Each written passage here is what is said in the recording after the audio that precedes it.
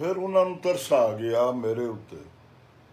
उन्होंने मैनू पूछया, बाप तुम्हारा कस्बी आदमी था, तुमने कुछ नहीं सीखा उनसे? मैं क्या, नहीं जी। हालां उस वेले मैं फिल्मां करता सा पिया, मेरे गाने चलते सन पै, पर मैं उन्होंने यही आख्या। उन्होंने मैनू सारे गामां तू तालीम देनी शुरू कर दी। तुहाडे अब्बा जी ने इजाजत दे दी अपने हुंदियां आ तुहानू किसी दूजे उस्ताद तो सीखण दी? हाँ जी। वो इस तरह भी मैं अपने अब्बा जी नू दसिया मैं सरदार खां तो गाना सीखना चाहना। वो कहन लगे, यार एवें ही है, कोई चंगा उस्ताद नहीं हो।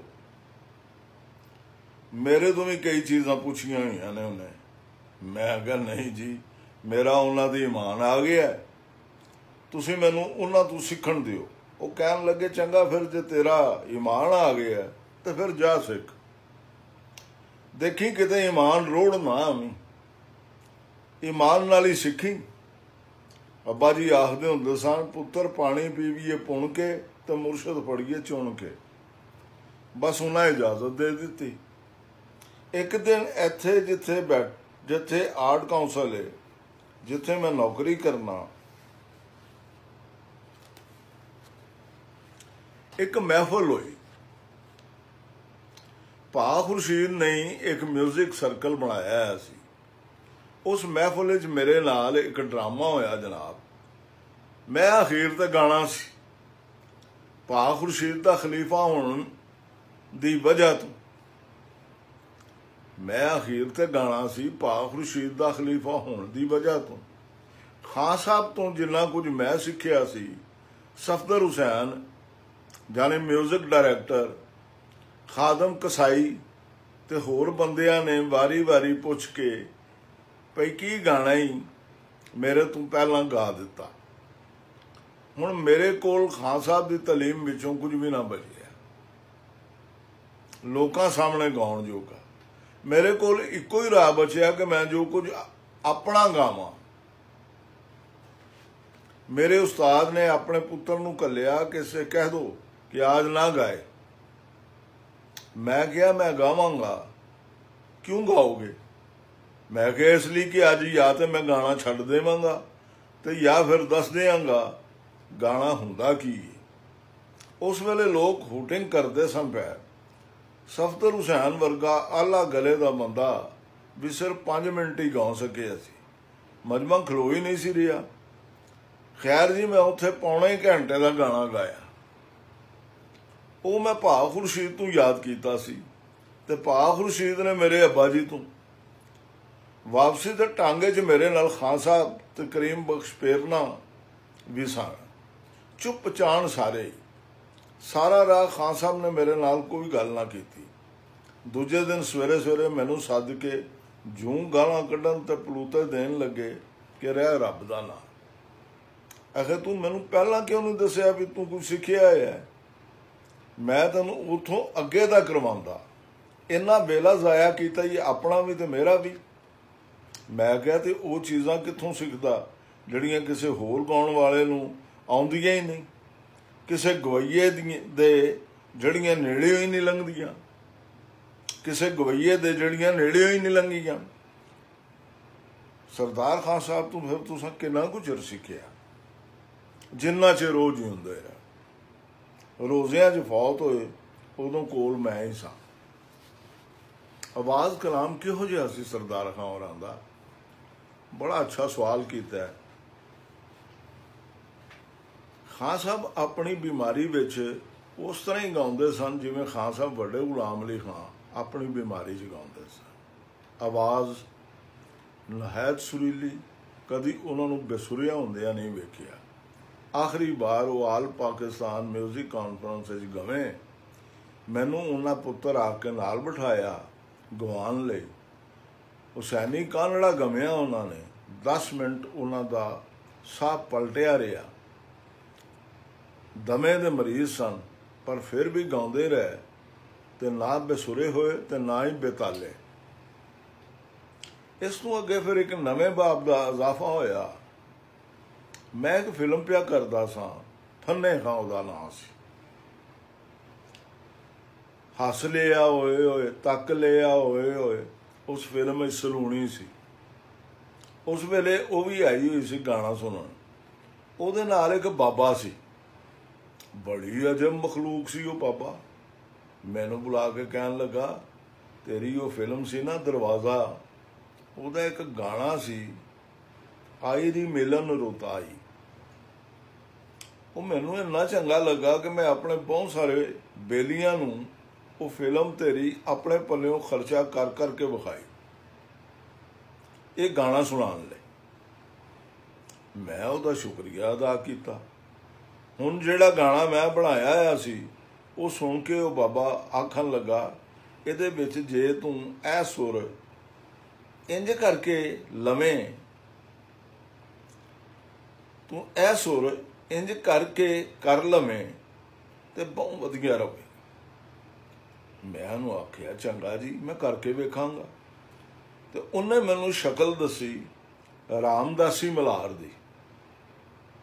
मैं इकबाल नाल गल कीती, ये बाबा मैनू गाण वाला लगदा ही। दूजे दिन बाबा आया तो असां आख्या तुसां दसिया तो सी पर सानू समझ नहीं आई। वो आखन लगा अच्छा अच्छा अहमद बशीर की फिल्म वो करदा सी पिया उस वेले नीला पर्बत। ये गल तुसी कादर पिया रंग दी करदे पए हो? हाँ जी। मैं उन्हां दा काम सुनिया तो मैं उन्हां दा होर गर्विदा हो गया। बशीर साहब ने उन्हां दीयां गल्लां भी दसियां, मेरा भी उन्हां नूं इंज ही बड़ा ख्याल जागिया, साडी आपस च वाह बन गई। हुण बाबा जी कराची चले गए, उथों एकदम मैनू उन्हां दा खत आया, बेटा तूने जिहड़ा कोई राग भी चाहिदा होवे मैनू खत लिख के मंगवा सकदा है। मैं उन्होंने लिखिया जी मैनू रागां दा कुछ पता नहीं, बस रब दा नाम लैके शुरू कर देना, बस कुछ ना कुछ बन ही जाता है। तुहाडा जो जी करे अपनी मर्जी नाल कर दिया करो। बाबा जी ने उथों मैनू 16 कानड़े लिख के कले, 12 मैनू आउंदे सन पहला, 4 नवे कले। मैं बड़ा राजी होया, मैं उन्हां दा शागिर्द होना चाहया। तो उन्हें आख्या तू तान रस दे घराने का शागिर्द है, मैं तैनू शागिर्द नहीं कर सकता, तू मेरा पुत्र बन जा, सब कुछ तेरा ही है। बाद उन्हें मैनू पिंडी सद्दिया, शागिर्द इकट्ठे किए, उन्होंने सामने मैनू खलीफा मुकर्रर किया, शागिर्दां तो नज़र दवाई। इस तो बाद भी तुसां किसी की शागिर्दी की नहीं? मुड़ के उस्ताद ही कोई नहीं दिसिया। दिसे तो जरूर शागिर्द होवां। लाहौर जिन्ने उस्ताद ने मैनू गरीब मस्कीन नज़र आए ने, उस्ताद सरदार खान ते बाबे अब्दुल कादर पिया रंग तो मगरों। तुहाडे बारे आख्या जाता है भी तुसीं नचना भी जानते हो। मैं तुहानूं सही गल दसां, मैनू म्यूजिक तो इलावा कुछ भी नहीं आउंदा। ये शौक मेरे बड़े भरा इकबाल नूं है सी। इकबाल साहब गाउंदे भी सन, इकबाल साहब गाउंदे भी सन, हाँ जी बड़ा चंगा गाउंदे सन। वो भी खान साहब दे शागिर्द सन। नहीं जी पर वालिद साहब वाली सारी तलीम है सी उन्होंने? नहीं जी पर वालिद साहब वाली सारी तालीम है सी उन्होंने। नचन वाला शौक किवें पिया उन्होंने? पता नहीं, ये बारे में कुछ नहीं जानता। 2 को बंदे आते होंदे सन, उन्होंने लैके बैठक च बह जाते सन, या फिर कुछ लिखते रहते होंदे सन। शायर बहुत अच्छे सन। गाने उन्होंने उत्ते सहुरियां नूं कुछ इतराज सी, इसलिए उन्होंने गाना छड्ड दिता। गाउंदे मेरे नाल तो इहो जिहे 2 भरा गाउण वाले किधरे नहीं सन होणे। पक्का गाना गाउंदे, पक्का गाना गाउंदे गाउंदे तुसीं फिल्मां वाले पासे किवें आए? बचपन विच असीं जिस तरह काफ़ी गाउंदे सां, कुछ सी कवाल सन साडे पंजाब दे। उस दौर दे कवालां विचों एक कवाल सी मुहम्मद बूटा बेगम कोटी। ਇਹ ਬੇਗਮ ਕੋਟ ਦੇ ਕਵਾਲ ਇਸ ਤਰ੍ਹਾਂ ਸਨ ਗਾਣੇ ਦੇ ਜਿਵੇਂ ਪਰੀ ਪੈਕਰ ਹੁੰਦੇ। ਇਹਨਾਂ ਤੋਂ ਇਲਾਵਾ ਦੂਜੇ ਨੰਬਰ ਤੇ ਗਿਣੇ ਜਾਂਦੇ ਸਨ ਇਹ ਜਲੰਧਰ ਵਾਲੇ ਕਵਾਲ। ਮੁਹੰਮਦ ਬੂਟੇ ਬਾਰੇ ਕੋਈ ਦੱਸਦੇ ਚੱਲੋ। ਇਹਨੂੰ ਬੜੀਆਂ ਬੜੀਆਂ ਥਾਵਾਂ ਤੇ ਸੱਦਿਆ ਜਾਂਦਾ ਸੀ। ਆਵਾਜ਼ ਉਹਦੀ ਅੰਤਾਂ ਦੀ ਸੁਰੀਲੀ ਸੀ, ਨਰ ਤੇ ਨਾਦ ਕਿਸਮ ਦੀ ਆਵਾਜ਼, ਬੇਹੱਦ ਖਰੀ। ਮਜਾਲ ਕਿਧਰੇ ਵੀ ਫਿੱਕੀ ਹੋ ਜਾਵੇ, ਇਹ ਦੁਆ ਸੀ ਸਖੀ ਨੋਸ਼ੋ ਪਾਕ ਦੀ। ਉਹ ਜੰਮਿਆ ਹੀ ਉਹਨਾਂ ਦੀ ਦੁਆ ਨਾਲ ਸੀ। ਉਹਦੇ ਵਾਲਦ ਸਾਹਿਬ ਸਨ ਬਾਬਾ ਇਲਾਹੀ ਬਖਸ਼ ਖਾਂ। ਉਹਨਾਂ ਨੂੰ ਉਸ ਵੇਲੇ ਦੇ ਫੁਕਰਾ ਤੇ ਕੁਤਬ ਕਵਾਲ ਹੋਣ ਦਾ ਲਕਬ ਦਿੱਤਾ ਹੋਇਆ ਸੀ। ਮੁਹੰਮਦ ਬੂਟੇ ਨੇ ਤੇ ਅੱਗੇ ਜਾ ਕੇ ਫਿਰ ਗਾਣਾ ਛੱਡ ਦਿੱਤਾ। ਮੌਜ ਵਾਲਾ ਬੰਦਾ ਸੀ। ਉਹਦੇ ਵਾਲਦ ਸਾਹਿਬ ਦੀਆਂ ਕੰਪੋਜੀਸ਼ਨਾਂ ਇਹੋ ਜਿਹੀਆਂ ਸਨ ਕਿ ਮਾਸਟਰ ਗੁਲਾਮ ਹੈਦਰ ਵਰਗੇ ਬੰਦਿਆਂ ਦਾ ਝੌਲਾ ਪੈਂਦਾ ਸੀ। ਇਹ ਬੇਗਮ ਕੋਟ ਕਿਹੜਾ ਹੈ? ਇਹੋ ਦਰਿਆ ਪਾਰ ਵਾਲਾ ਜਿੱਧਰ ਲਾਹੌਰੀਏ ਸਜਦਾ ਕਰਦੇ ਸਨ।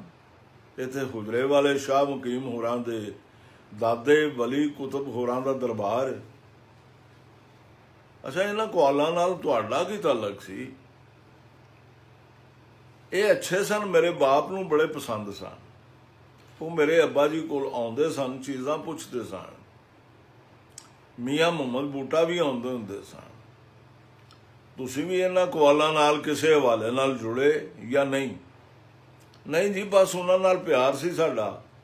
ਉਹਨਾਂ ਦਾ ਸਾਡਾ ਸਿਲਸਿਲਾ ਵੀ ਇੱਕ ਸੀ, ਕਾਦਰੀਆ ਸਿਲਸਿਲਾ। ਸਾਡੇ ਆਪਣੇ ਘਰ ਮਹਿਫਲੇ ਸਮਾ ਹੁੰਦੀ ਸੀ, ਉੱਥੇ ਵੀ ਆਉਂਦੇ ਹੁੰਦੇ ਸਨ। ਇੱਕ ਵਾਰੀ ਮੁਹੰਮਦ ਬੂਟੇ ਹੋਰਾਂ ਮੇਰੀ ਫਰਮਾਇਸ਼ ਤੇ ਵੀ ਗਾਇਆ ਸੀ। ਬਾਂਹ ਫੜੀ ਵੇ ਲਾਜ ਦੇ ਪੂਰੇ ਵਾਲੜਿਆ, ਬਾਂਹ ਫੜੀ ਦੀ ਲਾਜ ਵੇ ਭੂਰੇ ਵਾਲੜਿਆ। ਇਹ ਨੁਸ਼ਾਈਆਂ ਦੀ ਪੱਕੀ ਸ਼ੈ। ਬਾਂਹ ਫੜੀ ਦੀ ਲਾਜ ਵੇ ਭੂਰੇ ਵਾਲੜਿਆ, ਇਹ ਨੁਸ਼ਾਈਆਂ ਦੀ ਪੱਕੀ ਸ਼ੈ। ਉਹਨਾਂ ਦਾ ਕੋਈ ਵੀ ਕਵਾਲ ਐਸਾ ਨਹੀਂ ਜਿਹੜਾ ਇਹ ਨਾ ਗਾਉਂਦਾ ਹੋਵੇ। ਉਹਨਾਂ ਦੀ ਵਾਲਦਾ ਦੀਆਂ ਲੱਤਾਂ ਖਰਾਬ ਸਨ। ਉਹ ਕਹਿਣ ਲੱਗੀ, ਇਲਾਹੀ ਬਖਸ਼ ਨੋਸ਼ੋ ਪਾਕ ਜਾਣ ਤੇ ਮੇਰਾ ਦਿਲ ਕਰਦਾ ਹੈ। ਉਹ ਫਿਰ ਉਹਨੂੰ ਲੱਕ ਤੇ ਚੁੱਕ ਕੇ ਤੋੜ ਲੈ ਗਿਆ। ਉਹਨੇ ਆਪਣੇ ਸਾਈਂ ਲਈ ਦੁਆ ਮੰਗੀ ਕਿ ਸਾਈਆਂ, ਇਹਨੇ ਮੈਨੂੰ ਤੇਰਾ ਹੱਜ ਕਰਾਇਆ ਹੈ ਤੇ ਕੀ ਇਹ ਤੇਰੇ ਦਰ ਤੋਂ ਬੇਮੁਰਾਦ ਹੀ ਰਹੇਗਾ? ਇਸ ਦੁਆ ਦੇ ਨਤੀਜੇ 'ਚ ਮੁਹੰਮਦ ਬੂਟਾ ਹੋਇਆ। ਫਿਰ ਫਿਲਮ ਮਿਊਜ਼ਿਕ ਦੀ ਕਥਾ ਕਿਵੇਂ? ਇਕਬਾਲ ਸਾਹਿਬ ਨੂੰ ਫਿਲਮਾਂ ਦਾ ਸ਼ੌਕ ਸੀ। ਉਹ ਆਸਫ ਜਾਹ ਦੇ ਨਾਲ, ਆਸਫ ਜਾਹ ਦੇ ਵਾਲਦ ਅਹਿਲੇ ਤਸ਼ੀਹ ਸਨ। ਉਹ ਨੋਹੇ ਲਿਖਦੇ ਸਨ ਤੇ ਮੇਰੇ ਵਾਲਦ ਸਾਹਿਬ ਉਹਨਾਂ ਦੀਆਂ ਤਰਜ਼ਾਂ ਬਣਾਉਂਦੇ ਹੁੰਦੇ ਸਨ। ਉਹ ਠੀਕ ਠਾਕ ਕੰਪੋਜ਼ਰ ਸਨ, ਥੀਏਟਰ ਦੇ ਕੰਪੋਜ਼ਰ ਵੀ ਸਨ ਆਪਣੇ ਵਕਤ ਦੇ, ਐਕਟਰ ਵੀ ਰਹੇ ਨੇ। ਮੈਨੂੰ ਵੀ ਕੰਪੋਜ਼ਿੰਗ ਦਾ ਸ਼ੌਕ ਸੀ। ਕਿਸੇ ਨੂੰ ਗਜ਼ਲ ਬਣਾ ਦੇਣੀ, ਕਿਸੇ ਨੂੰ ਸ਼ਾਗਿਰਦਾਂ ਲਈ ਗੀਤ ਬਣਾ ਦੇਣਾ। 5-6 ਸਾਲ ਦਾ ਹੁੰਦਾ ਸਾਂ। ਇਹ ਜਿਹੜਾ ਗਾਣਾ ਹੈ ਸਈਓ ਨੀ ਮੇਰਾ ਦਿਲ ਧੜਕੇ, ਇਹ ਮੈਂ 9 ਸਾਲ ਦੀ ਉਮਰ 'ਚ ਬਣਾਇਆ ਸੀ। ਆਸਫ ਜਾਹ ਸਾਹਿਬ ਨੇ ਪਸੰਦ ਕੀਤਾ। ਸ਼ੇਖ ਚਿਲੀ ਤੁਹਾਡੀ ਪਹਿਲੀ ਫਿਲਮ ਸੀ। ਇਹਦਾ ਹੋਰ ਕਿਹੜਾ ਗਾਣਾ ਹਿੱਟ ਹੋਇਆ ਸੀ? ਇੱਕ ਗਾਣਾ ਹਿੱਟ ਨਹੀਂ ਸੀ ਹੋਇਆ, ਉਹ ਵੀ ਉਰਦੂ ਦਾ ਸੀ।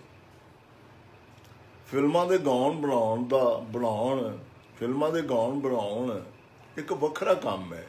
ਇਹਦੇ ਵਿੱਚ ਵੀ ਤੁਸੀਂ ਕਿਸੇ ਦੀ ਸ਼ਾਗਿਰਦੀ ਕੀਤੀ। ਫਿਰੋਜ਼ ਨਿਜ਼ਾਮੀ ਸਨ, ਉਹਨਾਂ ਵੀ ਮੇਰੇ ਵਾਲਦ ਕੋਲੋਂ ਕੁਝ ਸਿੱਖਿਆ ਪੁੱਛਿਆ ਹੋਇਆ ਸੀ। ਮੈਂ ਉਹਨਾਂ ਨੂੰ 1-2 ਸ਼ਾਮਾਂ ਸੁਣਾਈਆਂ, ਬੜੇ ਰਾਜ਼ੀ ਹੋਏ, ਮੈਨੂੰ ਨਾਲ ਲੈ ਗਏ।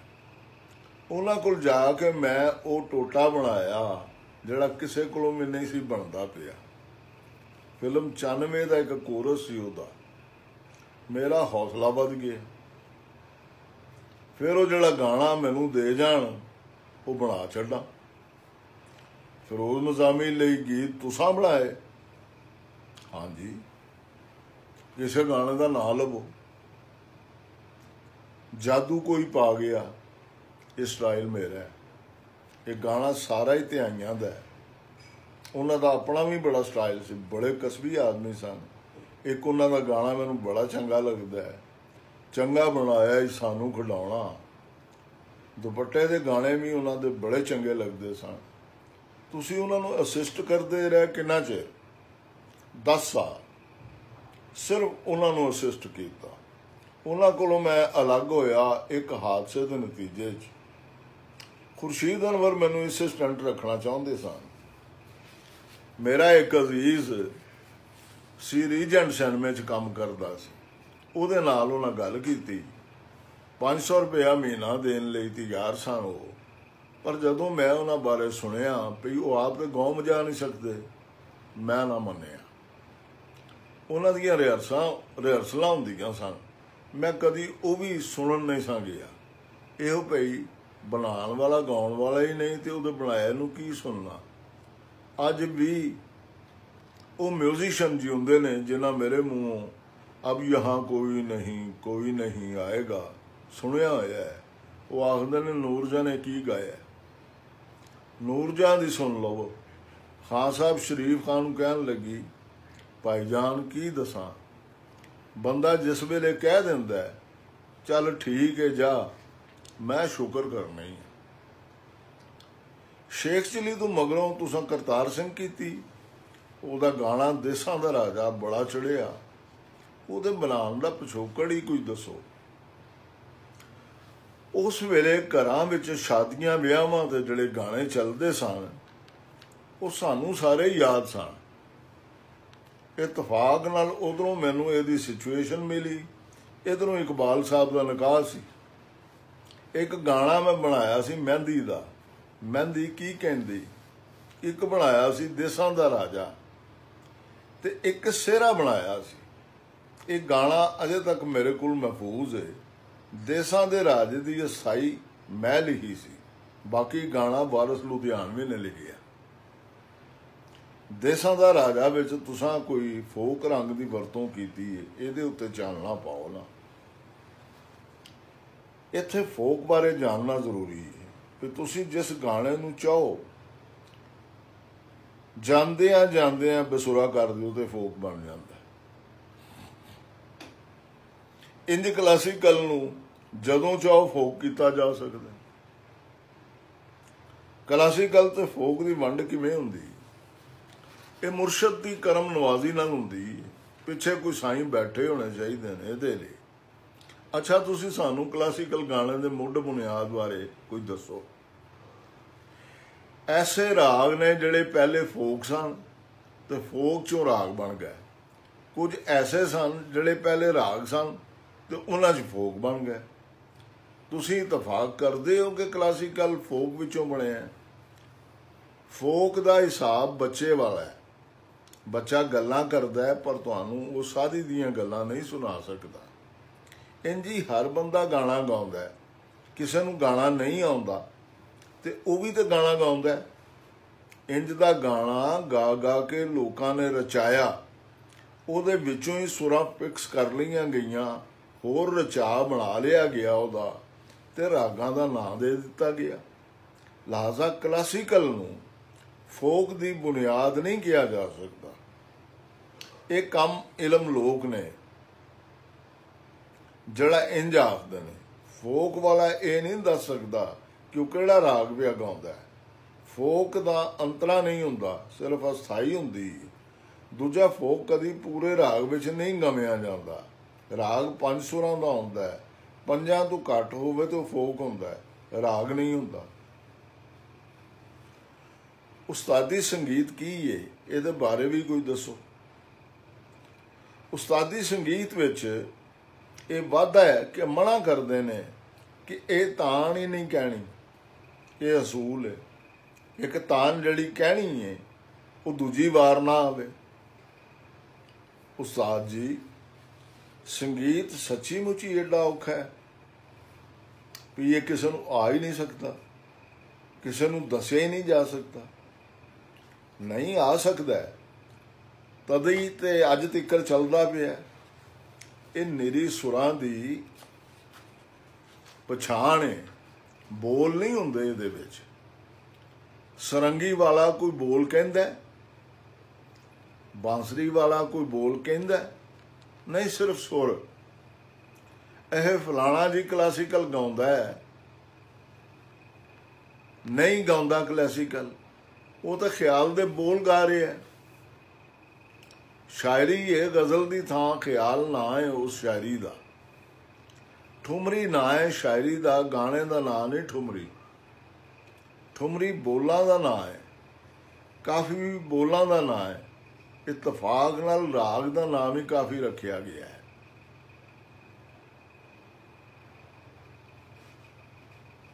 ਫੋਕ ਤੇ ਉਸਤਾਦੀ ਸੰਗੀਤ ਬਾਬਤ ਬੜੀਆਂ ਇਲਮ ਦੀਆਂ ਗੱਲਾਂ ਕੀਤੀਆਂ ਨੇ। ਇਹ ਗਿਆਨ ਧਿਆਨ ਕਿਵੇਂ ਖਟਿਆ ਤੁਸਾਂ? ਮੁਰਸ਼ਦ ਤੇ ਉਸਤਾਦਾਂ ਦੀਆਂ ਦੁਆਵਾਂ ਨਾਲ ਇਹ ਦੋਵੇਂ ਚੀਜ਼ਾਂ ਆਈਆਂ ਮੈਨੂੰ। ਦੋਵਾਂ ਕੋਲੋਂ ਹੀ ਮੈਂ ਬੜਾ ਕੰਮ ਲਿਆ। ਜੇ ਉਸਤਾਦ ਲੋਕ ਬੈਠੇ ਨੇ ਤਾਂ ਉਹਨਾਂ ਨੂੰ ਫੋਕ ਨਾਲ ਮਾਰ ਦਿੱਤਾ, ਤੇ ਫੋਕ ਵਾਲਿਆਂ ਨਾਲ ਵਾਹ ਪਿਆ ਤਾਂ ਉਹਨਾਂ ਨੂੰ ਕਲਾਸੀਕਲ ਸੁਣਾ ਕੇ ਮਾਰ ਲਈਦਾ। ਮਾਰਨ ਤੋਂ ਇਲਾਵਾ ਨਹੀਂ ਹੋ ਸਕਦੀ ਗੱਲ। ਮੇਰਾ ਮਤਲਬ ਹੈ ਜਲਾਲਤ ਤੋਂ ਬਿਨਾਂ। ਵੇਖੋ ਮਰਦਾ ਉਹ ਬੰਦਾ, ਮੈਂ ਤੁਹਾਨੂੰ ਦੱਸਿਆ ਹੀ ਹੈ ਕਿ ਇਸ ਜਲਾਲਤ ਨੇ ਹੀ ਮੈਨੂੰ ਕਈ ਸਾਲ ਉਸਤਾਦ ਦੇ ਪਿੱਛੇ ਪਿੱਛੇ ਪਵਾਇਆ। ਜਿਸ ਵੇਲੇ ਮੈਂ ਨਰਮ ਹੋਇਆ ਉਸ ਵੇਲੇ ਮੇਰਾ ਗਲਾ ਵੀ ਨਰਮ ਹੋ ਗਿਆ। ਤਾਂ ਉਸਤਾਦਾਂ ਨੇ ਖੈਰ ਪਾਣੀ ਸ਼ੁਰੂ ਕੀਤੀ ਸੀ। ਆਵਾਜ਼ ਮੇਰਾ ਚੌੜਾ ਸੀ, ਜਲਾਲੀ। ਇਹ ਅੰਗ ਦੀ ਗੱਲ ਹੈ। ਗਾਇਕੀ ਇਹ ਸਬਜੈਕਟ ਵੱਖਰਾ ਹੈ। ਗਾਇਕੀ ਸੁਰਾਂ ਦੇ ਲਗਾਓ ਨੂੰ ਆਖਿਆ ਜਾਂਦਾ ਹੈ। ਖਬਰੇ ਇਹਦੇ ਬਾਰੇ ਕੋਈ ਗੱਲ ਖੋਲੋ। ਲਗਾਓ ਕਈ ਕਿਸਮ ਦੇ ਨੇ। ਛੁਰਨ ਵੀ ਕਹਿੰਦੇ ਨੇ, ਮੁਰਨ ਵੀ ਕਹਿੰਦੇ ਨੇ, ਦਾਨਵੀ ਤੇ ਠੱਪਾ ਵੀ ਕਹਿੰਦੇ ਨੇ, ਗਮਕ ਤੇ ਹਮਕ ਵੀ ਕਹਿੰਦੇ ਨੇ। ਉਹ ਤੇਰਾ ਅੱਛਾ, ਇੱਥੇ ਗਾਇਕੀ ਦੇ ਕਿੰਨੇ ਅੰਗ ਵਰਤੋਂ 'ਚ ਨੇ? ਇੱਥੇ ਕਿਹੜੀ ਗਾਇਕੀ ਦੀ ਗੱਲ ਕਰਦੇ ਹੋ? ਗਾਇਕੀ ਮਰਦੀ ਪਈ ਹੈ। ਕੀ ਰਹਿ ਗਿਆ ਇਹਦਾ? ਚਲੋ ਜੋ ਰਹਿ ਗਿਆ ਉਹੀ ਦੱਸ ਛੱਡੋ। 4 ਗਾਇਕੀਆਂ ਨੇ ਜਿਹੜੀਆਂ ਸਿਲੈਕਟ ਹੋ ਕੇ ਆਈਆਂ ਨੇ, ਬਾਕੀ ਸਾਰੀਆਂ ਇਹਨਾਂ ਵਿੱਚੋਂ ਹੀ ਨੇ। ਮੈਂ ਖਾਨਦਾਨ ਦੀ ਗਾਇਕੀ ਨਹੀਂ ਮੰਨਦਾ, ਉਹਨੂੰ ਮੈਂ ਖਾਨਦਾਨ ਦਾ ਅੰਗ ਮੰਨਣਾ। ਸਾਖੋ ਸਾਹਿਬ, ਮੇਰੀ ਤਬੀਅਤ ਠੀਕ ਨੇ, ਛੁੱਟੀ ਦੇ ਦਿਓ। ਬਾਕੀ ਗੱਲਾਂ ਫਿਰ ਕਰਾਂਗੇ ਜਿਉਂਦੇ ਰਹਿਤ। ਅੱਛਾ ਜੀ।